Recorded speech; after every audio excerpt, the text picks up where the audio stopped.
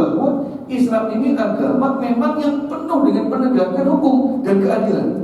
Maka disejajarkan di situ oleh mereka. Pemerintah secara muslim nggak boleh yang namanya memajang atau membuat melukis sosok Nabi, jelas haram begitu. Nah, tapi kita melihat dari situ bahwa mereka ini orang-orang Amerika itu mereka ngerti bahwa ternyata Islam itu memang agama yang demikian, yang menegakkan hukum dan keadilan.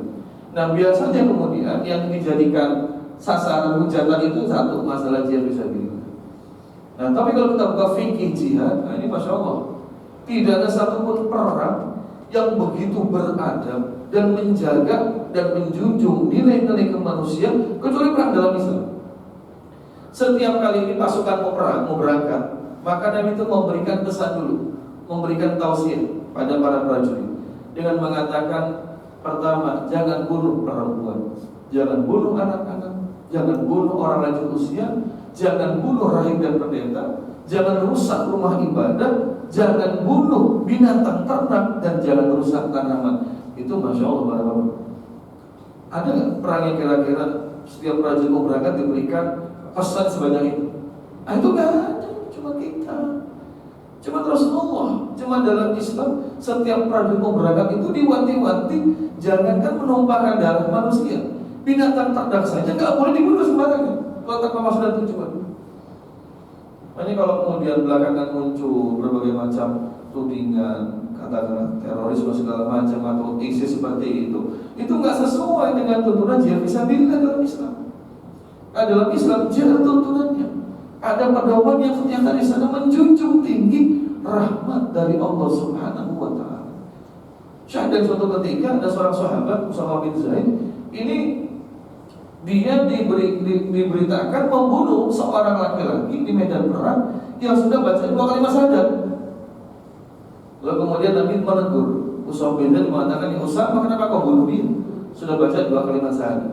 Lalu Usama mengatakan, "Ya Rasulullah, dia itu baca syahadat karena takut mati, takut dibunuh begitu." Itu mendengar jawaban Usama, Nabi semakin marah dengan mengatakan, "Wahai Usama, apakah pernah kau belah dadanya?" Begitu kan, sampai tahu isi hatinya dia itu pura-pura masuk Islam. Usama langsung terdiam. Berarti Nabi gak rela, gak garil, bahkan menyalahkan sahabat yang membunuh orang di medan perang, apalagi orang sudah membaca 2 kalimat syahadat. Jadi para jamaah Allah muliakan, kalau kita lihat sejarah peperangan di dalam Islam, pada saat Nabi itu hijrah ke Madinah itu beliau semasa hidup sampai wafat itu memimpin peperangan sebanyak 24 kali dalam fase 10 tahun. Artinya setahun itu Nabi itu perang 2 kali para jamaah. Itu perang 2 kali.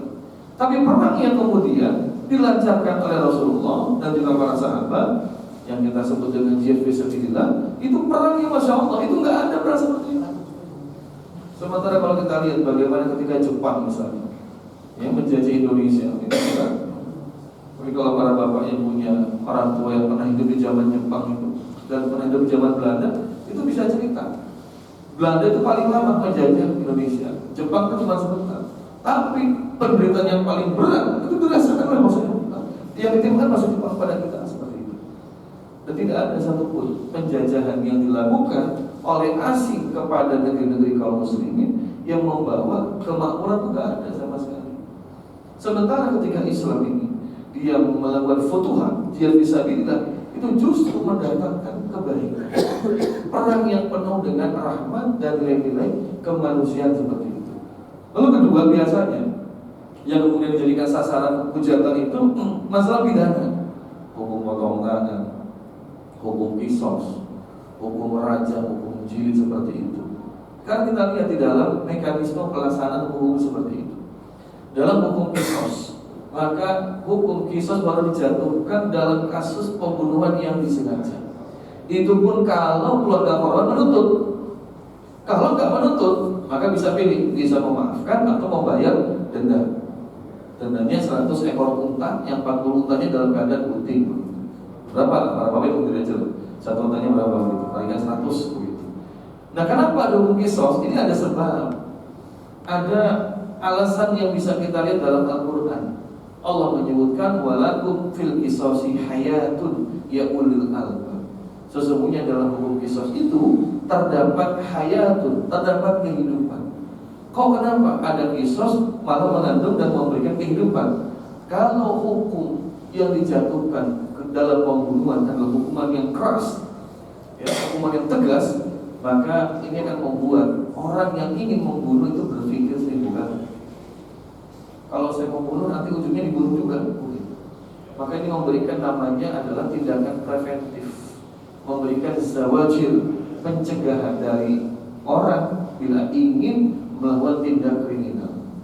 Nah, katanya di Indonesia ini sudah semakin sering kasus pembunuhan. Yang terakhir kemarin, kalau mau saya di Bekasi ya, di satu keluarga itu dihabisi, termasuk anaknya masih balita, masih SMA, itu juga 2 orang juga dibunuh juga, itu suami istri, anaknya juga dibunuh seperti itu.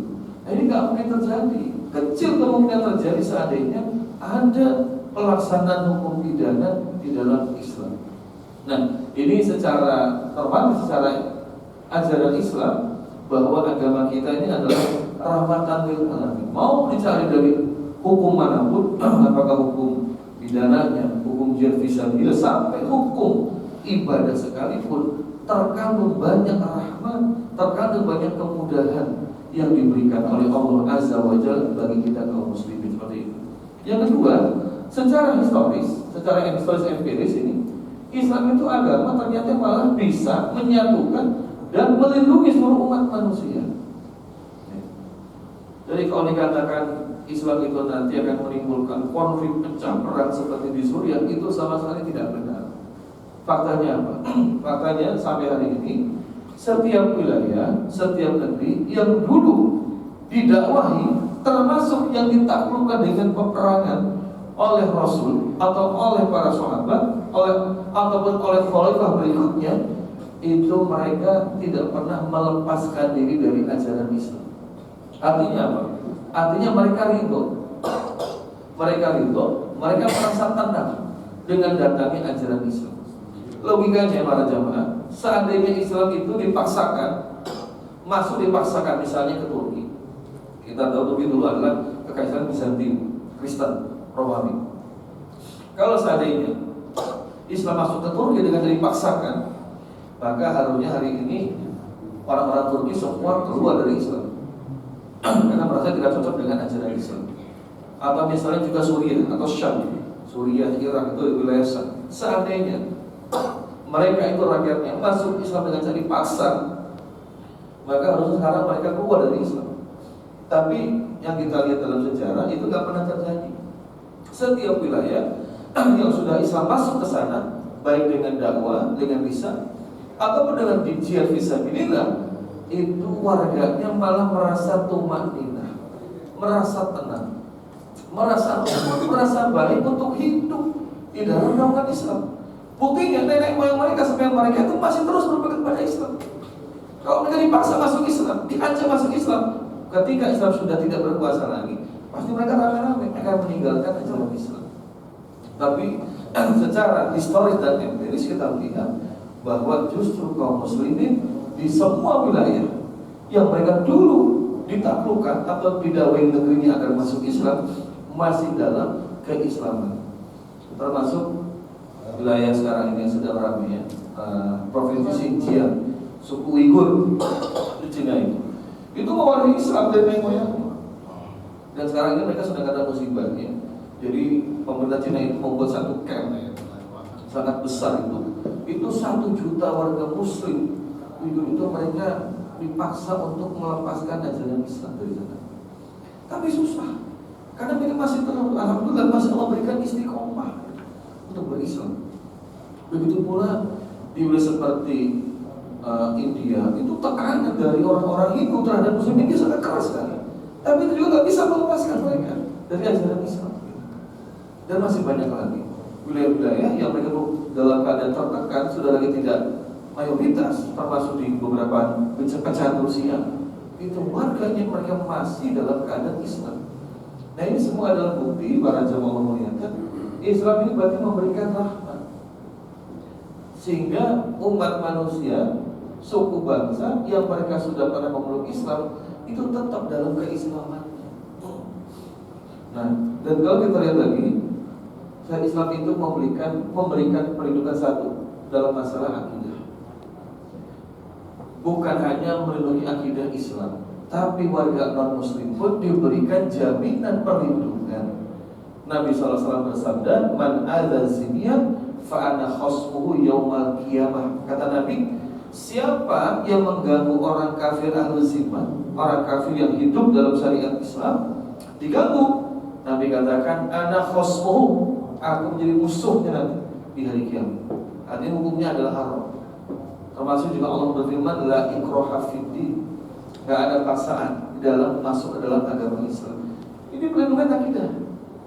Bukan saja yang muslim, yang non-muslim pun juga sama mendapat perlindungan seperti ini. Ini kan luar biasa para jamaah. Jadi kehidupan yang semua memberikan perlindungan memang dari Islam. Sekarang kita lihat bagaimana Spanyol. Dulu ketika Abdurrahman Ad-Dakhil masuk ke Spanyol, kemudian masuk juga Tariq bin Ziyad menaklukkan Spanyol, dan Spanyol menjadi bagian dari kaum muslimin, maka sejarah Eropa itu mencatat Spanyol adalah negara dengan 3 agama, Islam, Kristen, dan Yahudi. Itu berdampingan. Pada saat kaum muslimin itu mereka menguasai wilayah Spanyol. Tapi ketika kemudian Ratu Isabel ini ya, mereka mengkudeta para penguasa muslim di Spanyol, maka terjadilah kemudian yang kita kenal dengan namanya inkuisisi, tempat-tempat pembantaian dan pemaksaan untuk murtad. Bukan saja muslim, tapi orang Yahudi pun dipaksa untuk keluar dari Yahudian, untuk masuk agama Kristen. Kalau enggak, maka kemudian dieksekusi mati di sana. Ya, sebagian besar muslim lalu mereka eksodus, ada yang lari ke Irak, ya ke Jazirah Arab seperti itu. Dan sekarang kita bisa lihat Spanyol ini susah cari orang muslim asli Spanyol itu susah.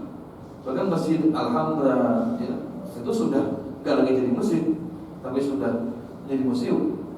Dan beberapa bulan lalu itu kan sempat viral, ada seorang warga dia azan, nekat azan di Masjid Cordoba itu. Nah, itu lalu ditangkap polisi itu.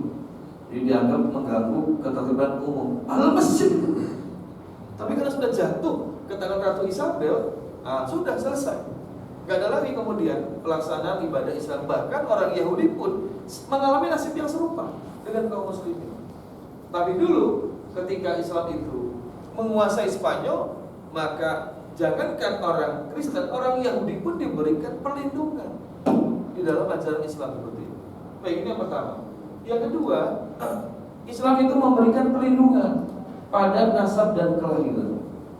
Di zaman Khalifah Umar bin Khattab berlalu, beliau memberikan insentif setiap orang tua, setiap ibu yang melahirkan anak itu setiap bulan mendapatkan insentif 100 dirham, sekitar 2,7 juta Pak, tiap bulan ibunya dapat. Untuk apa? Untuk suplai gizi. Ibunya punya duit, dia bisa beli makanan sehingga asinya bagus, anaknya sehat. Itu tiap bulan diberikan insentif sebesar 2,7 juta. Kalau dirhamnya 100 dirham. Ini perlindungan pada nasab dan kelahiran begitu. Lalu yang berikutnya, Islam juga memberikan perlindungan pada harta. Dalam Islam ada hukum potong tangan bagi orang yang mencuri. Kalau orang yang merampok lebih berat lagi sanksinya. Dalam Quran surat Al-Maidah disebutkan kalau orang yang merampok garong itu, maka hukumannya itu potong tangan dan kaki bersilangan. Tangan kaki, kaki dipotong. Kalau sampai membunuh korbannya, maka dipotong tangannya, potong kakinya tadi bersilangan, lalu dia dihukum mati dan jasadnya itu akan disalib itu dan dipancang di tengah kota. Sebagai apa ini? Peringatan keras. Jangan pernah melakukan tindakan mafsadat seperti ini. Kenapa? Karena ini dibenci oleh Allah Subhanahu wa Ta'ala. Ini perlindungan pada harta. Lalu berikutnya juga Islam memberikan perlindungan pada nyawa ini yang jelas. Bagaimana ada hukum kisos, ada hukum juga nanti dia denda. Kalau orang menghilangkan nyawa orang lain tidak disengaja, maka pelakunya tetap dikenakan denda 100 ekor unta. Kenapa? Untuk memberikan penghargaan pada nyawa. Allah Ta'ala berfirman, "Man qatala nafsan bighairi nafsin aw fasadin fil ardi faka'annama qatala nafsan jami'an." Siapa yang menghilangkan satu nyawa tanpa alasan yang dibenarkan oleh Allah, maka seolah-olah sudah menghilangkan seluruh nyawa yang ada di bumi. Karena dalam Islam mahal harga satu nyawa itu. Kemudian Nabi SAW para berjamaah ini pernah tawaf di Ka'bah. Ka'bah ini kan tempat yang kita sangat agungkan. Kalau orang umroh haji pasti pengen mencium Ka'bah, pengen cium Hajar Aswad begitu. Tapi Nabi ketika tawaf ini bilang begini, wahai Ka'bah, alangkah indah dirimu dan harumnya bangunanmu. Tapi demi Allah, kata beliau, hancurnya dirimu, hancurnya engkau ya Ka'bah, itu lebih ringan dibandingkan di hadapan Allah dibandingkan hilangnya satu nyawa orang beriman tanpa alasan yang hak. Jadi bagi Nabi lebih baik Ka'bah itu hancur daripada nyawa orang beriman satu itu terbuang sia-sia. Karena demikian mahal harga nyawa di dalam ajaran Islam. Lalu yang kelima, Islam memberikan perlindungan pada akal. Minuman keras, narkoba, jelas haram karena merusak akal.